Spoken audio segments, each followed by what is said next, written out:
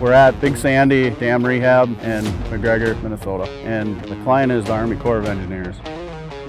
We started this project in late 2020. The purpose of the work is just a fresh restart for the dam and make it up with the times and make it all automated so they can control it in St. Paul.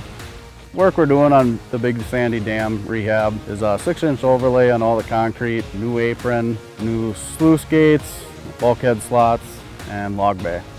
The site will be restored 100% with a new facelift and gates and everything automated on their dam. The crew we usually have on site is a 7 to 8 man crew. The crew's been great. We're all upbeat. We get along well. Everyone's a real hard worker. Everybody has their input and positive feedback on whatever we're doing, and safety's been outstanding.